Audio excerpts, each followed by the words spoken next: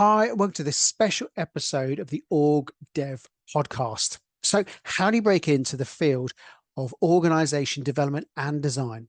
Danny and I have the privilege of sitting down with 33 accomplished practitioners, thinkers, authors, and academics from some of the most innovative and influential organizations in the world. These include Amazon, Netflix, the NHS, Accenture, Intel, House of Commons, Roffey Park, and many, many more. So we've sat down and we've identified from the interviews the top 10 tips for getting started in organization development. So whether you're an internal HR professional who's keen to get started, an aspiring OD consultant, or you're just someone who's passionate about shaping organization culture and effectiveness, these tips are for you. Our 33 practitioners from the US and Europe have come from a whole range of fields, from chemists to journalists to engineers and HR business partners. There is no one way to become an OD practitioner, but there are some essential principles to follow. Danny and I hope you enjoy these tips as much as we've enjoyed interviewing these brilliant people. And Danny and I want to take this opportunity to thank all of our guests for being so generous with their time, their expertise, and their insights. And we also want to thank our growing community of subscribers for all your support so far. We couldn't do it without you. And if you're watching this video and you haven't subscribed, then please do, because we have a video coming out with a brilliant interview every single week. We're already gearing up for season 3 coming out in September, and we have some brilliant guests lined up from across the world, which I'm sure you'll enjoy. So enjoy the top 10 tips, and if you have any comments, please leave them in the chat.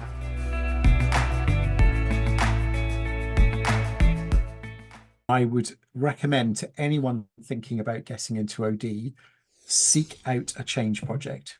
That is where you will cut your teeth. And there are change projects running all the times in organizations. So, and particularly any change project that requires collaboration with different functions. So as soon as you have to knit together different parts of the business, IT, finance, legal, HR, commercial, whatever it is, get involved in a project of that nature and keep volunteering for those projects, because that will give you really valuable experience about what does and doesn't work in change, which is in essence what OD is. OD is about promoting a change in the system for the good of the system.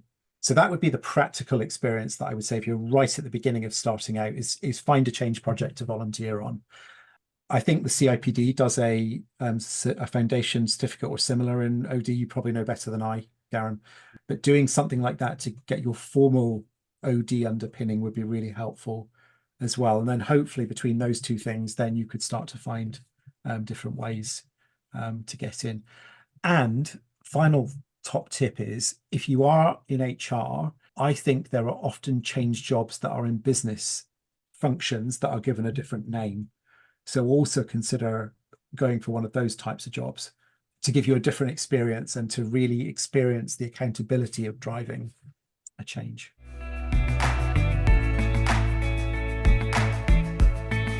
Be a lot more patient than I was. That's the fundamental advice. I think what we're doing in our respective circles is trying to lower the barrier to entry to a very, very difficult field. If we think about how this field grew in the 60s, 70s, and 80s, there weren't many master's programs, but there were a lot of good people doing good work who you could apprentice with, really with no understanding at all of the field. You met them, they liked you, and all of a sudden you had a job with a living wage doing the work, and you learned on the job, and you were taught by people who had been there since the beginning, who knew Kurt Lewis.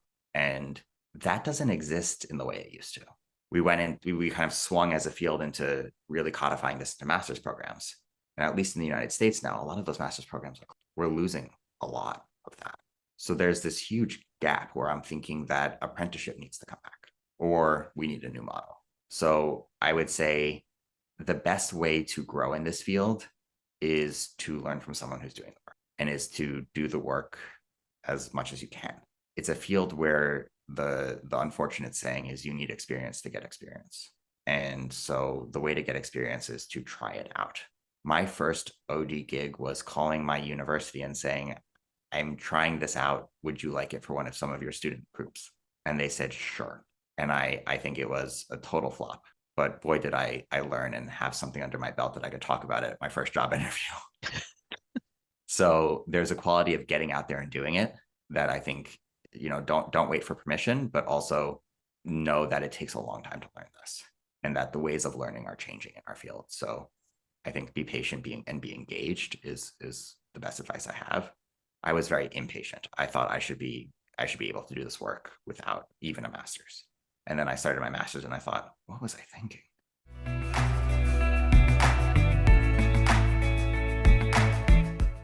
Get a mentor, find a mentor if you don't have one already. There was a really interesting study, I think it was from about 2019, 2018, that looked at the impact of mentoring on those starting out in their OD career. And it found that mentoring had the biggest impact. So find a mentor. If there's somebody in your organisation who's more experienced around OD, reach out to them. If maybe you're a little bit alone in your organisation, you can reach out to Danny and Garin, because they'll be maybe able to introduce you to all the wonderful people they know. So yeah, finding a mentor.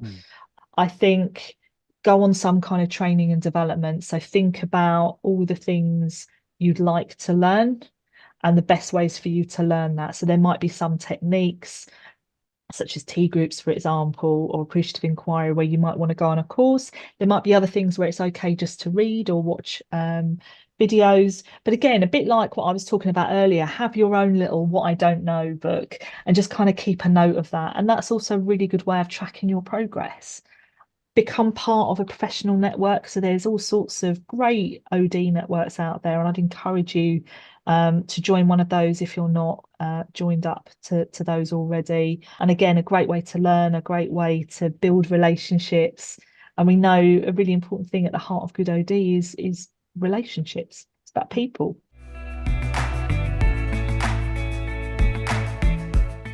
I think first and foremost, just be curious. That's the biggest thing. And apply quite a critical thinking lens. Always ask the question why, or what is this there to serve? Never be satisfied with the answer you get first time round, because inevitably there's an answer that goes behind it.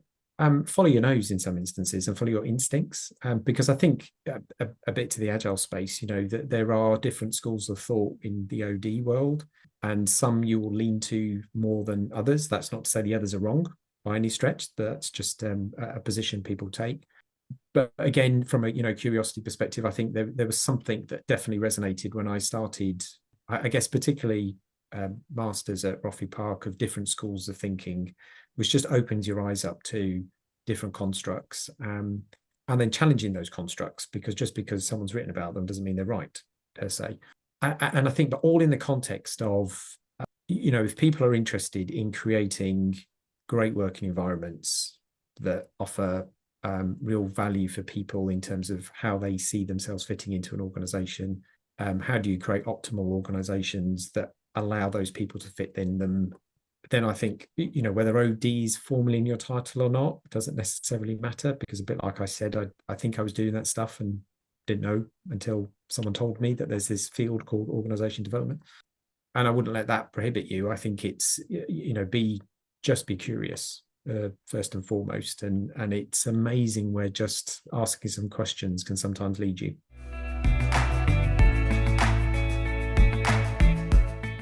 Embrace change. I mean, it's cliche, but it's the world is changing at a more rapid pace. I don't see that shifting back.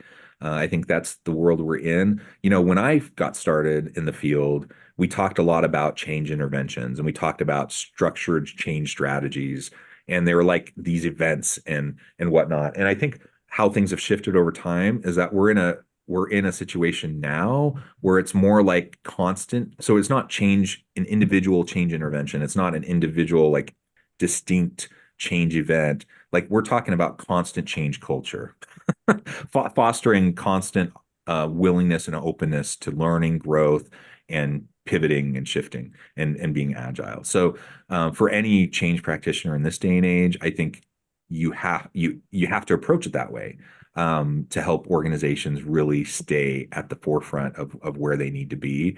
I think long past are the days where we can just have like our rolling 5-year plan strategy, where we can like go into our map out this 2-year intervention and then like set it in stone and then move forward. Like that, it just doesn't work. It may not have ever worked as well as we thought it did, 10, 20 years ago, but it certainly doesn't work now. And so just stay curious, continually ask questions, challenge assumptions, I teach my students lots of different theories, lots of different models, lots of different practices, those sorts of things. But honestly, they're going to forget the vast majority of that stuff. What I really want them to come away with is like a heightened comfort level with ambiguity, complexity, and just an innate curiosity. If they have those things, I think they'll find success. If they don't have those things, no matter how much knowledge they have up in their heads, they're probably going to get short-circuited at some point in time.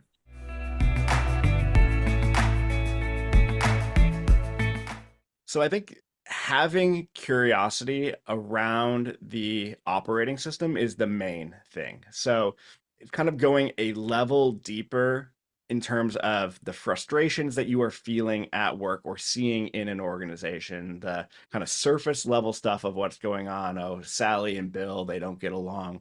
And asking yourself, like, well, what is happening at the OS level that is creating the dynamic where Sally and Bill don't get along, or where every meeting feels exactly the same, or whatever the tension is that you're feeling. Starting to develop the ability to go a level or 2 levels or 3 levels deeper to try to understand what is happening, I think is huge for internal practitioners, for external practitioners. That's the main thing. And then I guess the other kind of more practical thing is that I do think this work requires facilitation skills, conversation skills that I think you only really develop, unless you're really lucky and you just are intrinsically good at it, you only develop through practice. So learning, putting yourself in contexts where you get to practice facilitating, practicing holding a structure for a group to have a conversation. I think that can only help you if you're interested in doing more work like this. And I think there's probably all sorts of, external trainings to explore. I have never really done one. My external training was becoming a teacher in undergrad. Like once you've gone through student teaching, you can like handle any sort of organizational environment. So I don't know that I would recommend that as the most direct approach. There's probably better ways, but it's primarily a rep-based game. Just getting those reps, being in that kind of facilitator role is really valuable.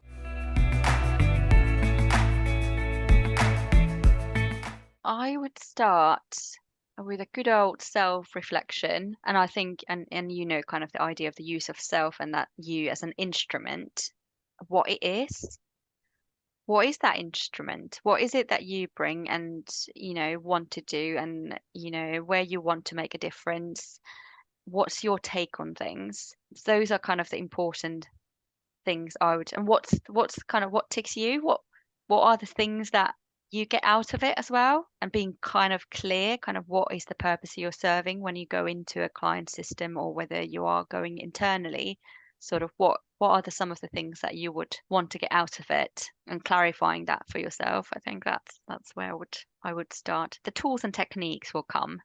Being kind of working with yourself first, I think, is always important in leadership. It's a step that it's easy to miss, but it's fundamental, isn't it? Yes, and it's a never ending. I mean, like, I'm probably still, doing good old reflection. It's always there, and it's hard work, but it's so worth it, because I think the clearer you are yourself about why you're doing what you're doing and what is this thing that you are doing, it's just easy. And I find it always saying, there's tools and techniques, but the way you use them depends on who you are and what you think, what's your idea, what's your belief, and so forth.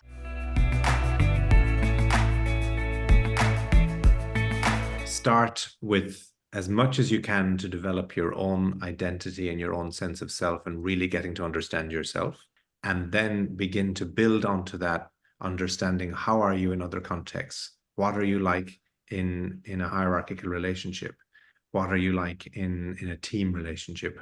Become aware of the role you play, which, to get really psychological about this, becoming interested in the role you played in your family of origin. And how is that role you played in your family of origin beginning to play itself out in the role you now play yourself in at work? Are you the one who placates and helps and keeps everybody happy, or are you the one who is happy to cause trouble or be the rebel, or whatever it might be that you find yourself in roles on?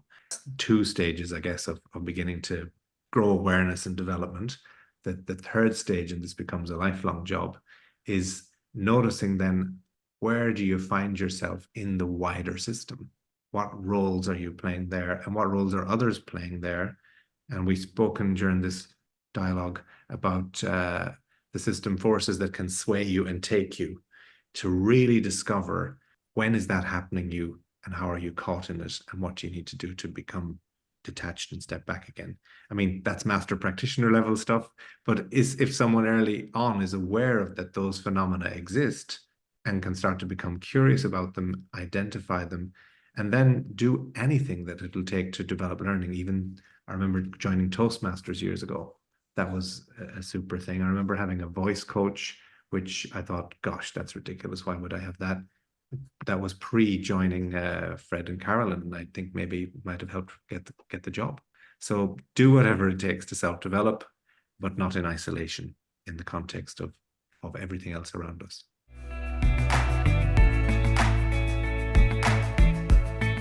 Develop a systems thinking perspective, whether you want to call it a more holistic view of the organization, whether you want to think about it just big picture.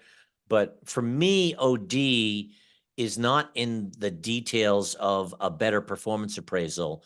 It's really thinking systemically. What are we really trying to drive here in the organization with performance appraisals? And how can we do that in a way that doesn't inadvertently actually hinder the very impact that we want to have, where people get all tied up in, did I get a 3.4 rating or a 3.42 rating?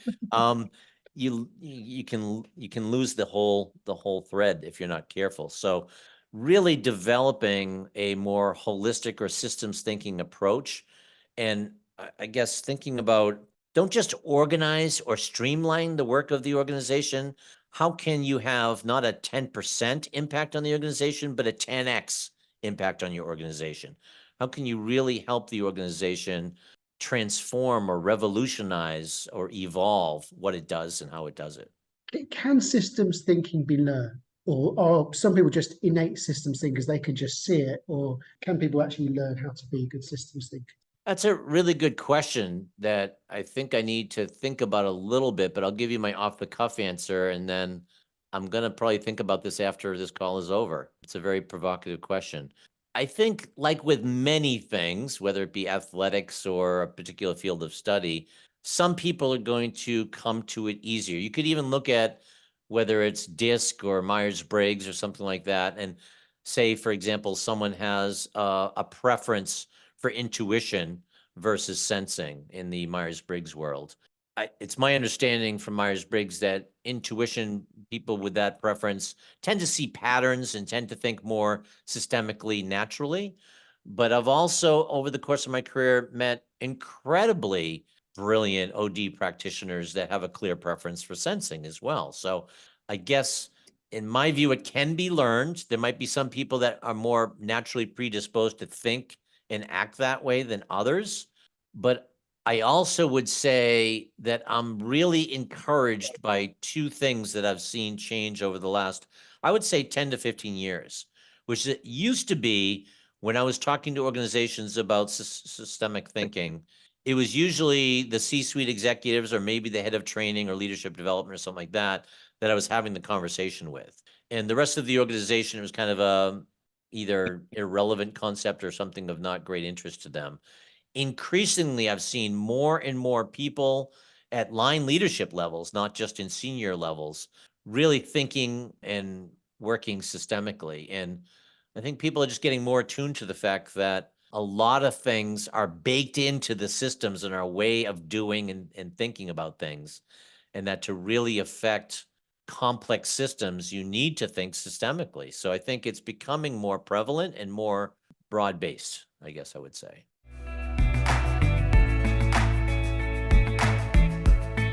You've got the ultimate story of there are no barriers, that if it's something that you really want to do, you can achieve it in terms of getting where you want career aspirationally. What advice would you give someone who's starting out now? So maybe someone who's considering a career in OD, intrigued by systems thinking and building into their practice, or even they might be an HR, or they might be a social worker, they might be a soldier, but they're looking at this. What advice would you give to them just starting out? I think breadth. So, read. I think reading's pretty underrated a lot of time. Same for the bloke who didn't read his first book till he was 27. But read and research in that area as much as you can, and then go find a mentor. Reach out and to don't be afraid to make connections, because I think that's when I first came out of the military. I had no connections in thing. I still look now and think my network's probably quite slim, but I would reach out and go find some good people that you can have a conversation with. Be curious and answer those questions, and don't take everything as sort of binary. Look for themes about what's happening, and then go explore what's missing. So what's the difference? And I think that's real key. So look at what everyone's saying and find out what's the difference. Definitely, and don't give up. Yeah, definitely don't give up. Yeah. Even, and that's true, because I remember I still do it now. I'm human. I'll sit there and I'll doubt myself all the time, and I think that's healthy in a way sometimes. Not doing too much, because it keeps you on the edge, and with the edge, it gives me that thirst then to learn, and I think that's a healthy boundary of doubting yourself enough that you still remain curious. I don't ever want to be in that position where I think I know it all, and I think that's probably good advice for people, is that you're never going to know it all. You don't need to know it all, but just keep being curious to try and think that there's some book that's going to give you the answer, and then go find the other book that you think is going to give you the answer, and that gives you that drive to keep reading and keep exploring different ideas. So that's crucial.